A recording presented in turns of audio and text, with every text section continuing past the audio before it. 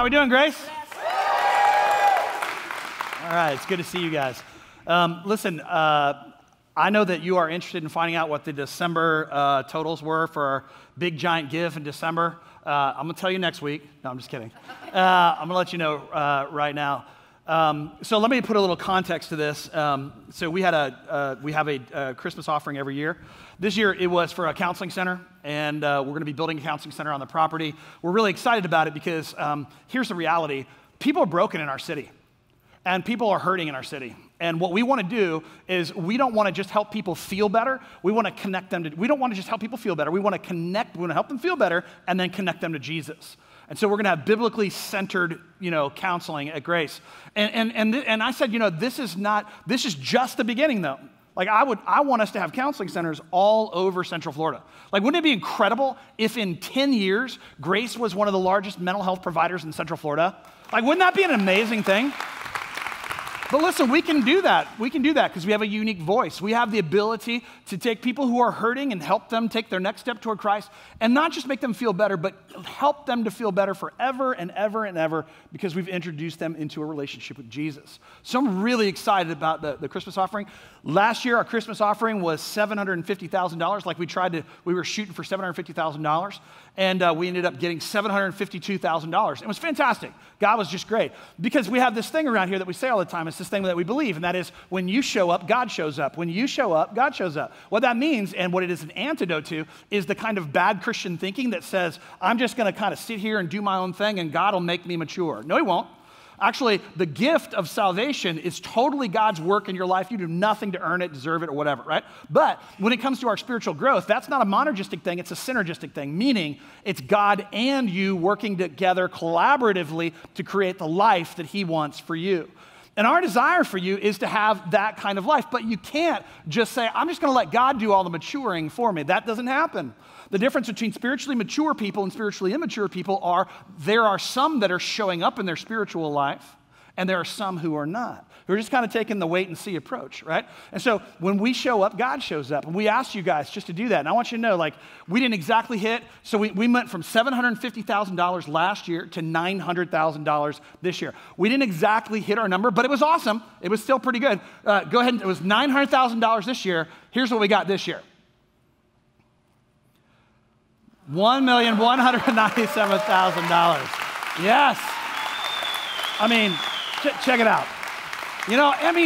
So what's happening right there? Well, here's what's happening right there. We can do more together than we can do by ourselves. That's just what we do. Because we are not an island unto ourselves. We're on mission together to see people take their next step toward Christ. And our whole church is involved in the two things that Jesus was involved in. And that is teaching and healing. And we believe that when you teach God's word, it penetrates the heart and it begins to change us. It heals those broken and violated places inside of us. The places that we violated and that others have violated, that things have just fallen apart. God begins to heal it. His word washes over us and we become different people. And we want to see that happen in Central Florida because there are so many of our friends, so many of our family members who are just broken. And we want them to know the joy that comes along with a relationship with Jesus. Amen? Amen. All right. So here's what we're going to do right now. We're going to talk about a subject that is absolutely essential for you to master. It's either going to be a blessing in your life or it's going to be a curse in your life. Today we're talking about money, right?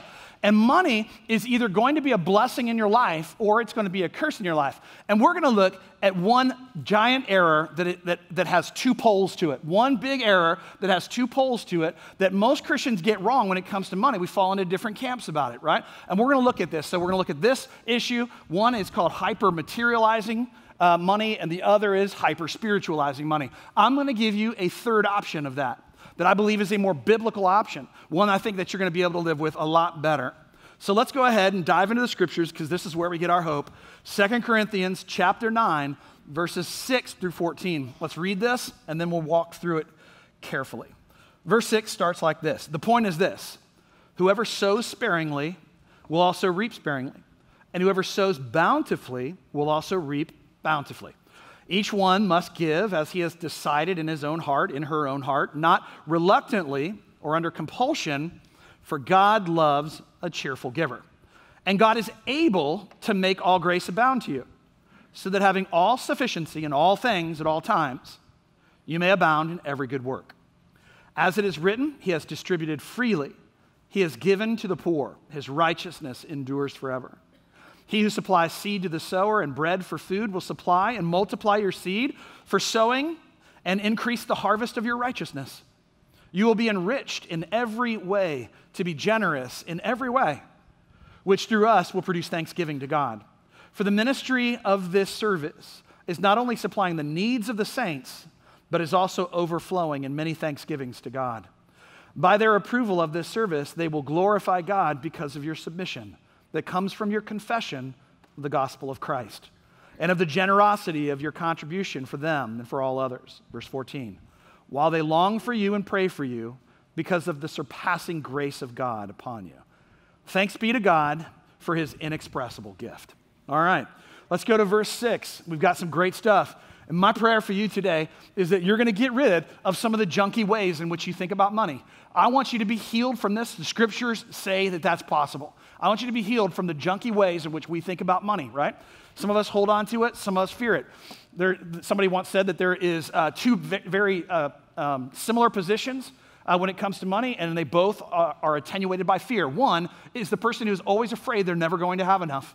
And the other has enough, but is afraid they're not going to be able to keep it, that they're going to lose it. Both of them lead to fear. These understandings of money always will drive you crazy. And it's not a matter of how much you have, because you could have very little and be completely greedy, or you could have tons and be completely greedy, but both of those things are motivated by fear. Fear that I'm not going to have enough. Fear that God is not a good provider. Fear, ultimately, that God is not a good father.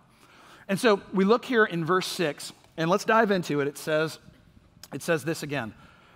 The point is this. Now, you don't start off a sentence or a conversation with someone with that phrase, right? It's obviously mid-sentence. So you don't walk up to someone and go, the point is this.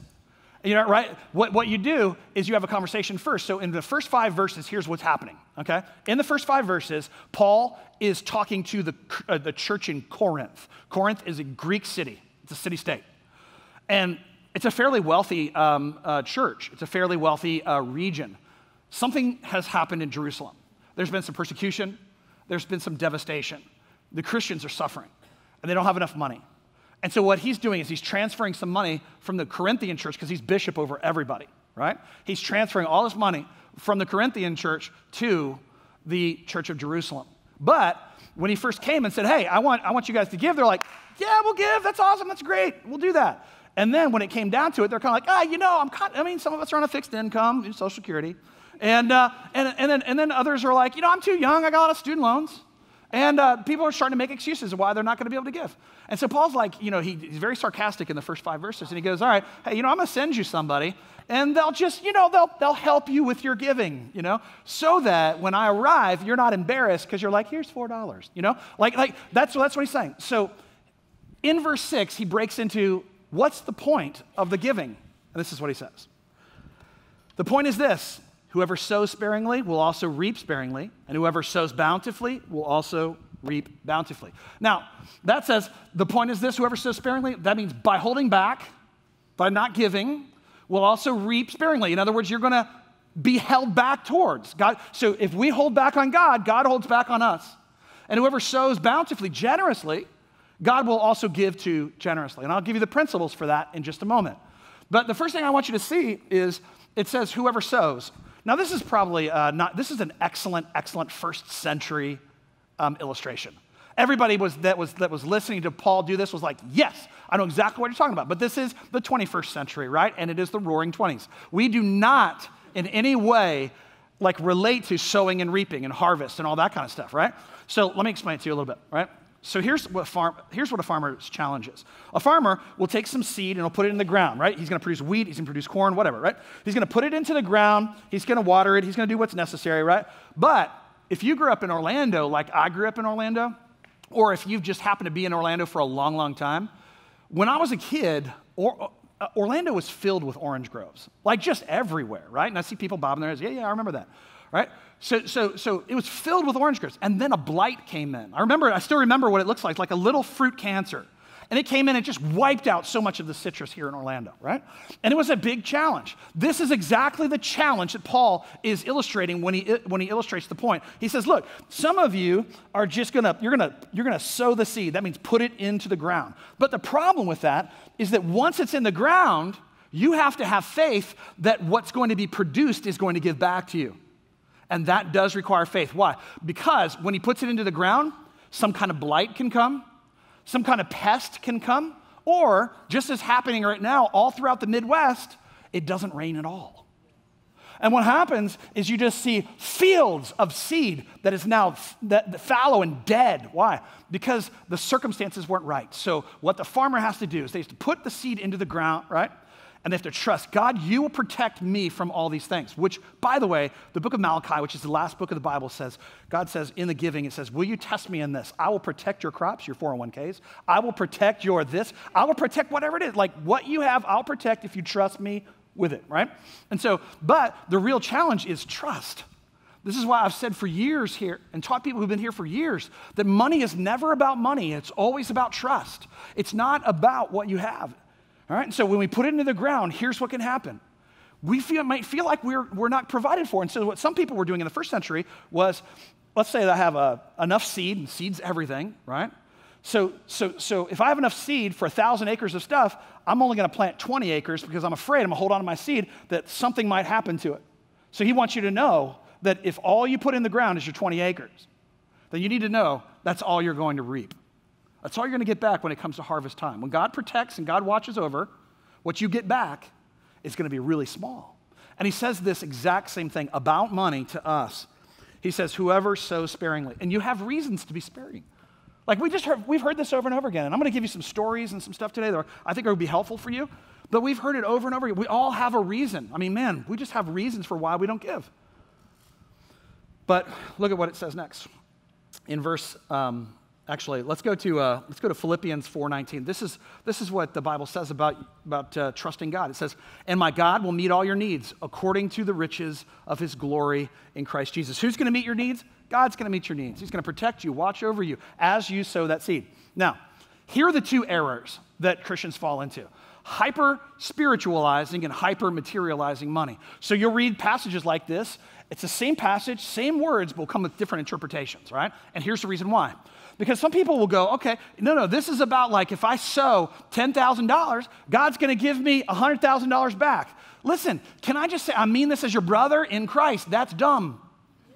Okay, now listen. And here's the reason why. It doesn't make any sense. If that were the guaranteed return, churches all over the world would be packed and people would be like, I'm rolling in $100,000, Why? Because I'm going to get $1 million back, That doesn't happen. I've said this before. If you give $10,000 to the church, watch your account go down by $10,000, right?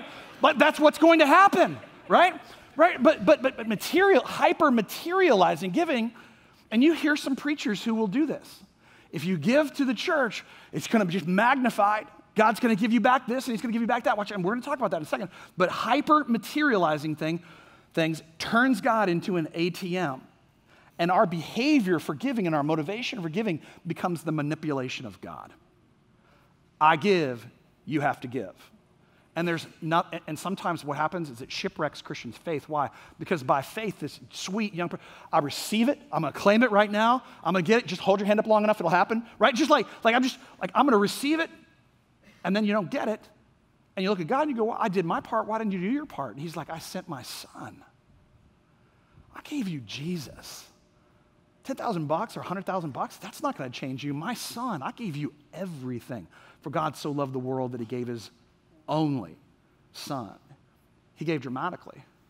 So what happens sometimes is that we will hyper-materialize that, and then we become manipulators of God. And it shipwrecks our faith because He doesn't act accordingly, even though He never promised He would act that way. But also, we hyper-spiritualize. Because some of you right now are listening to that, you're like, that's right. And you should be on that. But here's your error, right?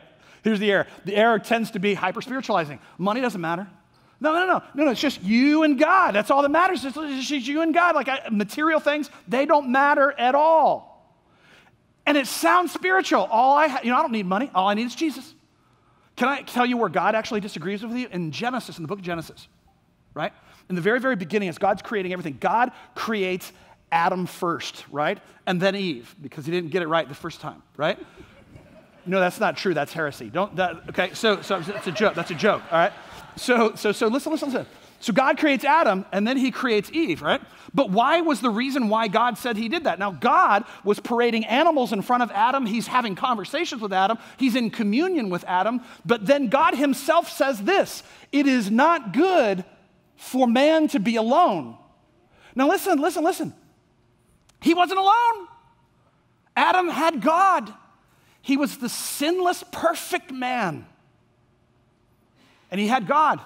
And God said, no. I made you material, and I made you in my image, and you need someone material and someone who represents my image.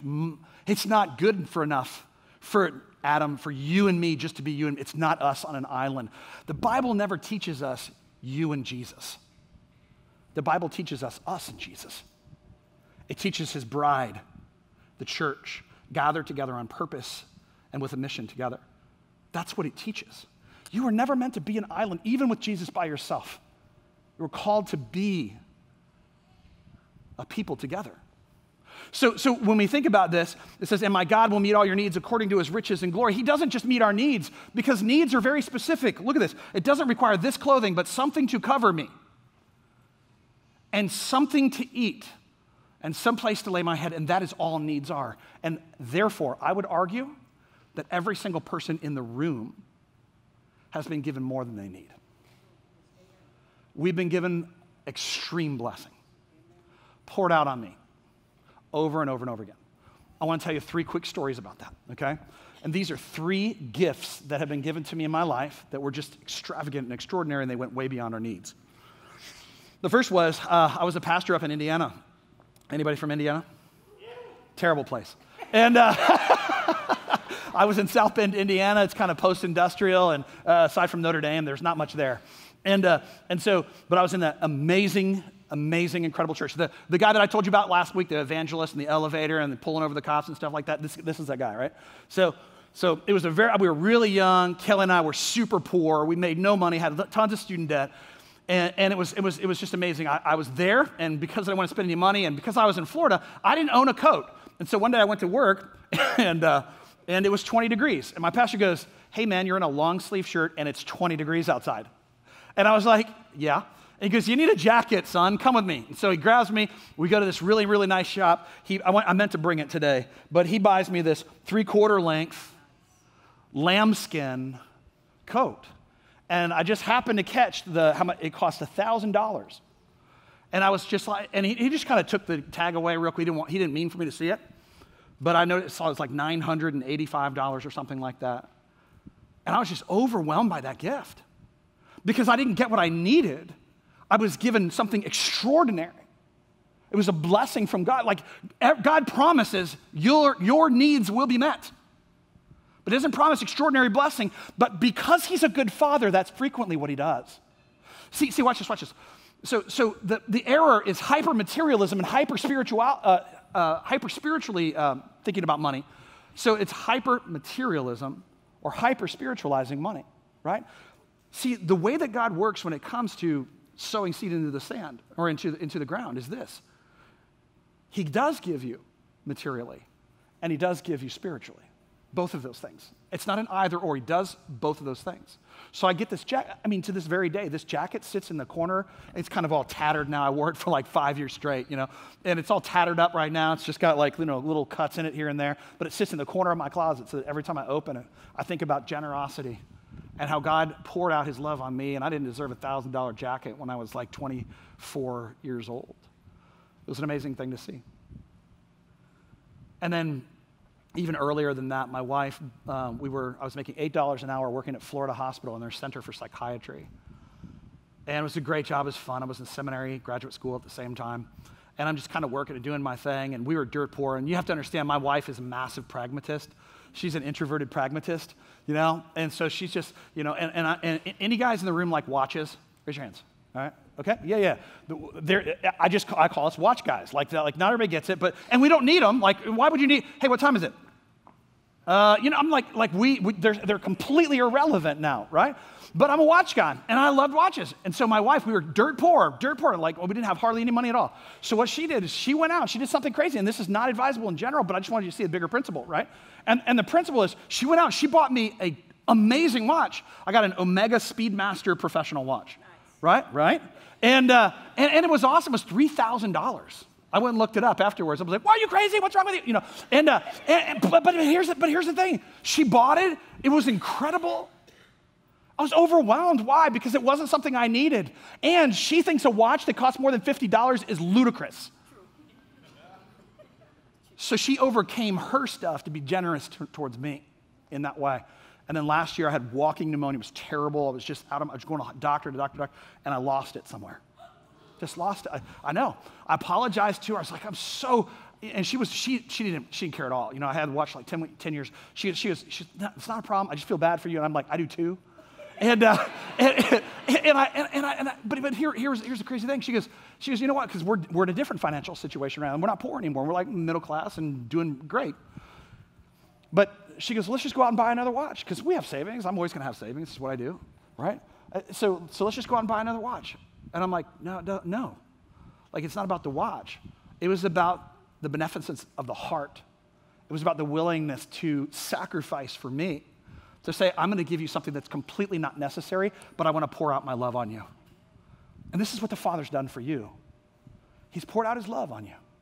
By giving you more than you need, he's been extraordinarily good to us. And then the third thing just happened last month or so. So I guess about 6 months ago, and I don't even remember this, but I was telling a story somehow about it was an illustration, and I said something about like, I've always wanted to go to Paris, right? And so the other day, Pastor Rick brings in this little box, right? And it's got this little bow on it, and I open it, and I always so what happens sometimes is that people give us little gifts. It happens all the time. Like someone's just like, hey, here's $25, go to Panera. Here's $50, go to Longhorn or whatever. And it's great. It's awesome. It's amazing. Keep it coming. Like it's great. Like it's awesome because we get to go to Panera then, right? And that's awesome. I love it, right? But here's the thing. So I open it up and it's this book and it's got all these like places that you can go in Paris. I was like, what is this? And they go, somebody in the church bought you a trip to Paris. I know. And I was like, what? And I'm not going to say my wife cussed. She did, but I'm just saying, like, I was like, what? I was like, what the heck is happening? Like, it was awesome because I noticed that Adrian over there, one of our guys, he was videotaping the whole thing. I don't know who did that, so thank you. But here's what's crazy behind the scenes that nobody knows, right? Kelly and I, as we have like intentionally lowered our standard of living, we created margin in our life. Like, we're not worried about bills, and I'll tell you about that in a second, right? But what happened was, like, we were just thinking, because we got a raise a while back, and I started thinking, like, how can we give more of that away? Like, because we don't need it. Like we have our needs plus lots. So how can we just give more away, right? We had just made the decision to give a bunch away again, and God pours this out on us. Now, can I say that if you give, that it's going to be given back to you in that way? I can't really say that. But here's what we hear it all the time. One of the guys back there, Adam, who runs our slides every week, right? Or most weeks, right? He's back there. He just comes to me over here and says, hey, listen, the other day, my wife and I, we started tithing for the very first time. And here's what happened. Like, I went to work, and I got this massive increase in pay. It was amazing. Like, it wasn't even just what we were going to tithe. It was more than that. Like, it was amazing. Can I tell you that that's going to happen every time? No, because I'm not going to hyper-materialize God and use him as your ATM. Because we're not going to look at God and say, God, I'm going to do nice things and good things because I want more money from you. Because that makes us manipulators of God, and that makes him less than God. And I'm also not going to say that he doesn't do that because he loves you. So when we give and we sow the seed, don't be afraid.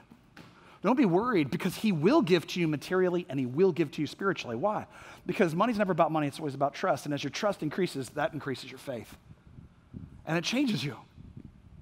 And so I just can't believe that, so for those of you who are hyper-spiritualizing money right now, and you're just thinking, no, it's just me and Jesus, I don't need any material things. You are created in a material world. We have a world of materiality around us for our blessing. So when Kelly and I, in May, are walking down the Rue de la Mont Blanc, I am going to love that time. I'm going to love it. I'm not going to sit there and go, man, I feel bad that somebody got me this, because I don't. It's probably a once in a lifetime thing. Maybe. I'm just saying, you see what I'm saying? God gives to us both materially and spiritually. John Calvin, the French reformer, he said it this way up on the screen. This harvest, so we talk about the harvest, this harvest should be understood both in terms of the spiritual reward of eternal life. What a powerful statement. This is 500 years ago. John Calvin's saying that how generous we are is representative of the reward that we have in an eternal life. Now watch this. Also referring to the earthly blessings with which God honors the beneficent. To clarify, not only in heaven does God reward the well-doing of the godly, but in this world as well. So in other words, if you're hyper-spiritualizing money, you're going, no, I don't care about this because I'm an aesthetic, right? I'm an ascetic. I don't care about material things, material goods. I'm just going to push it all away because one day I'll have a reward. And the answer is one day you will have a reward. But that one day starts now. You don't live life and then eternal life. You are living your eternal life right now. And God's blessings that we will have in the future, the good that is ahead for us in the future, is to be approximated in this world too, the good that God pours out on you right now. And so if you have a lot of stuff, be blessed. And if you don't have a lot of stuff right now, be blessed. You've been given Jesus. Watch this. Verse 7 says this, each one must give as he has decided in his heart, her heart, not reluctantly or under compulsion. No one can mandate, no one can manipulate you to give, okay? Listen, if you're feeling guilty right now about not giving, you need to understand my heart behind this. I don't want you to feel guilty, but I do want to tell you that that's your junk. That's your junk inside. That's you being either greedy or fearful. It's one of those two. It's like, I'm going to hold on to stuff because I'm afraid God's not going to take it. But verse 7 says, each one must give. This is the apostolic teaching of the Apostle Paul. He's saying to the church in Corinth and to the churches across the world forever and ever and ever, every one of us is supposed to give. And you have reasons why you're not. So does everyone else. But each one must give as they've decided in their heart. Trust God with your money. It is the antidote to materialism. Somebody pulled me aside in the lobby in between services and said this, that when we started giving, we paid more attention to our money and we were able to actually save more. That makes no sense at all, except for the fact that if you're a person who maximizes giving to yourself, you're not watching your money very, very closely. When you take 10% out of it, it's a faith trust that you're going to be able to live on 90%. And frankly, you shouldn't be living on 90% either. You should be living on a lot less than that because you should be saving as well. I want you to have margin. Here's what Kelly and I did. And so if you're going to have margin, you're going to have to intentionally change and reprioritize how you spend. Just as simple as that. So my wife and I, the reason why we are some of the biggest givers at Grace, and I love to say that, because I want you to know I'm not asking you to do something that I'm not going to do. Leaders lead from the front, not from the back. That's what they do, right? And so Kelly and I have always done that, right? And so here's how we do this. We've lived in the same place. We've lived in the same place for 20 years. The same house. We bought a house 20 years ago, right? And it was $180,000. It's 1,899 square feet, 3 bedrooms. It's awesome. Drive by. It's beautiful, right? It's worth $400,000 now, right? I know that you know this. Why? Because I went online and I started looking at kind of what neighbors and stuff like that, their houses were worth and everything, because I was trying to figure out ours. And they accumulate the number of like tallies of people who look. And my next door neighbor, yeah. So my next door neighbor was like 23 looks, so-and-so. So Mike Adkins, 4,000 views, you know. I'm like, oh, okay, all right, okay. Pastor can't live in a $600,000 house, you know, okay. All right, so I see how it is with you guys. All right, so it's just a reality, right?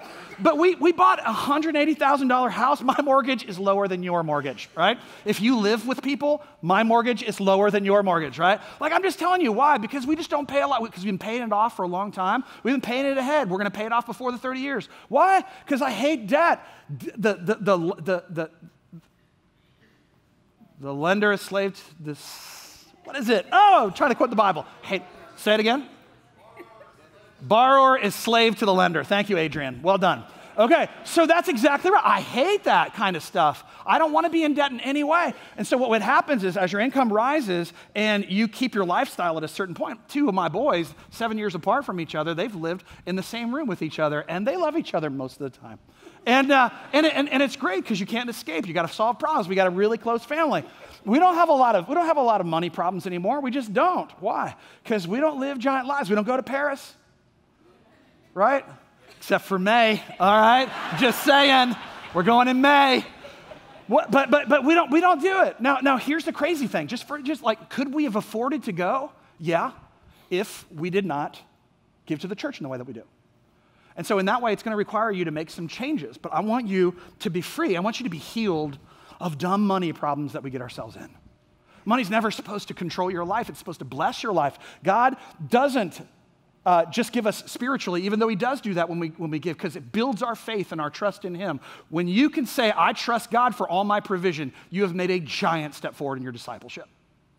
And when you can say, I also believe that God is going to give to me beyond my needs and generously because he's a good father, then you've made a giant step in your discipleship. So we did this thing, came in with $1.1 million and change, right? That was an amazing thing to see, right? But my wife comes to me and she says, Mike, do you know what Katie gave? And I was like, Katie gave, my daughter?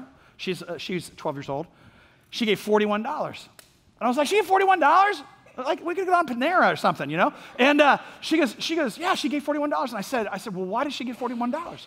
And she goes, she gave $41. She says these exact words. She goes, I wanted Daddy to have his counseling center. That's the heart that we should give with. Father, we give everything that we have to you so that down here will look like up there. So that what you want to happen down here will happen down here. And funding it is part of it. That's how we show up. Because we have to do what only we can do, and then God multiplies it. And he gives us back spiritually, and he gives us back materially. And while you can't turn it into a rule, it happens so often. We were just talking about it with staff back there. It happens so often. We hear so many stories that God will give to you materially as well as spiritually. Verse 8 says this, and God is able. And God is able. He is able to make all grace abound to you so that having all sufficiency in all things at all times, sufficiency, having enough in all things at all times, you may abound in every good work. Abound in every good work. What does that mean? That means you may prosper in every good work that God asks you to do. But how terrible would it be if God said, hey, I want you to do this thing. I want you to start this nonprofit. And you're like, God, I can't. Why? Because I'm in so much consumer debt that there's no way I can do it. I can't follow your will right now because I am a slave to the lender. God's like, don't be slave to the lender. Heal. Become better at money, master this thing so that you are not mastered by it. You are not meant to be a slave to your money. Your money is a slave to you. It's supposed to work for you.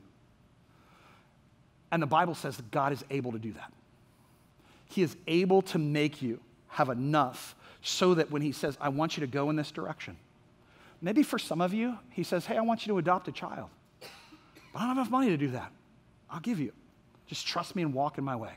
I want you to go to Africa for a couple months and do some of the good stuff across the world. I can't because I can't miss work because, there's no way I'm going to be able to make my bills. And God is able to make all grace abound to you so that having all sufficiency in all things at all times, you may abound in every good work.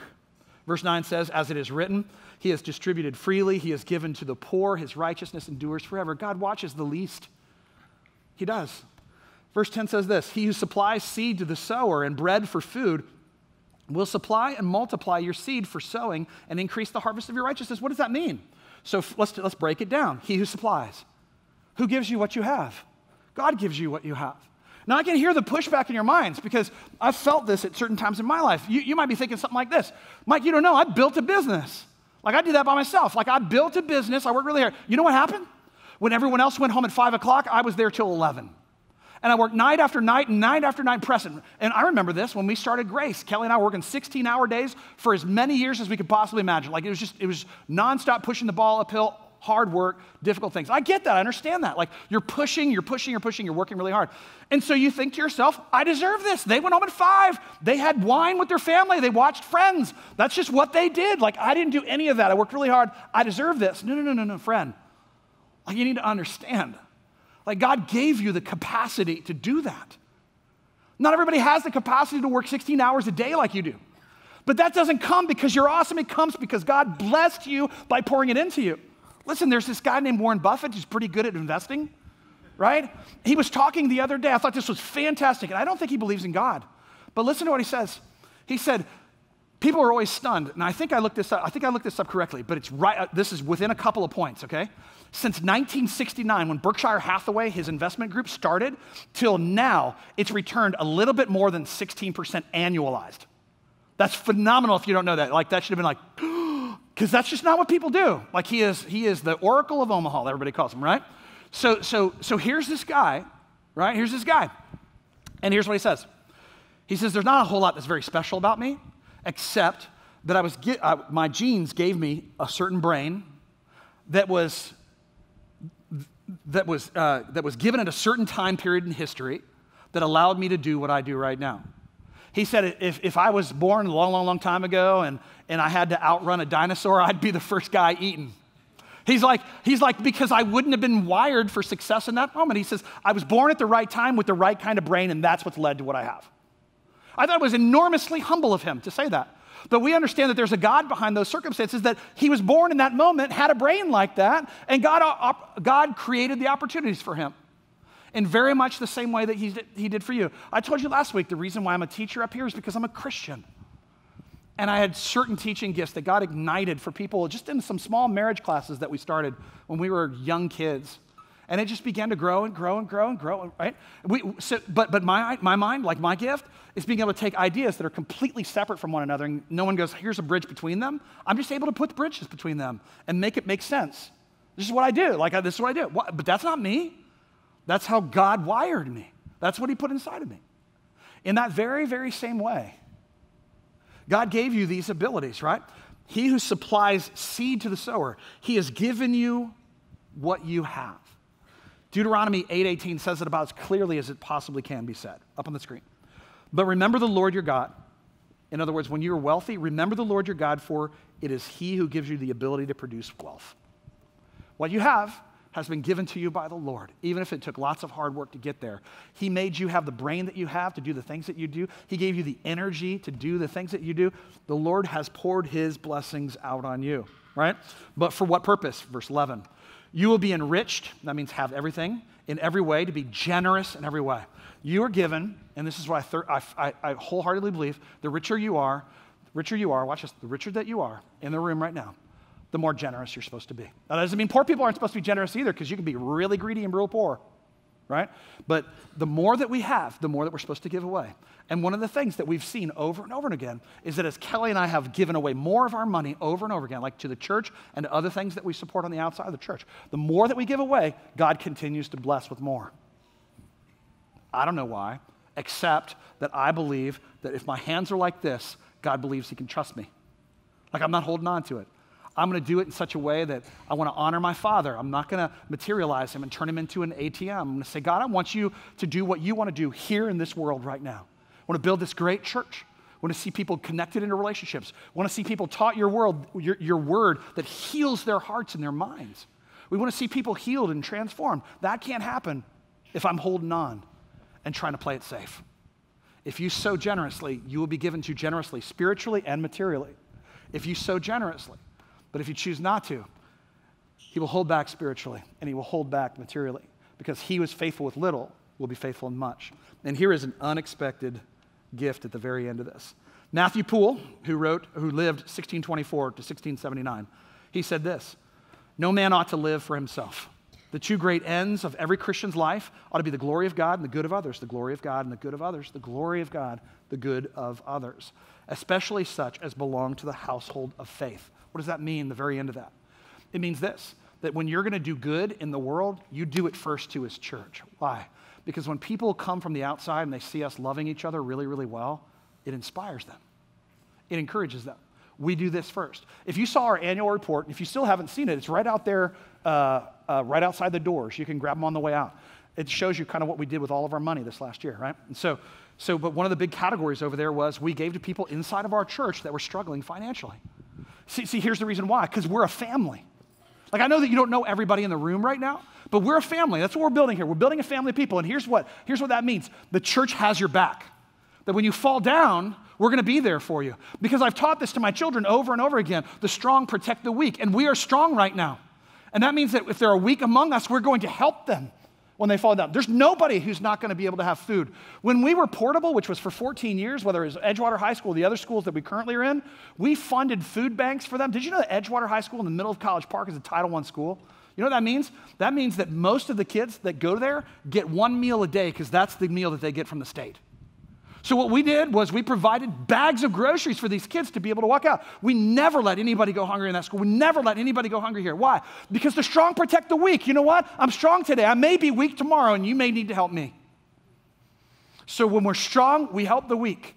And when we're weak, we move towards being strong and wise so that we can then turn around and help them as well. That's what we do. We glorify God. We praise Him with our life. We give to Him everything that we have. We trust that ultimately faith is going to bring about good things for our life. And we don't live in fear and worry about our money. Why? Because God is enough, and He's provided us with a material world of blessing and a spiritual world of blessing. And He wants you to be whole when it comes to your money. Amen?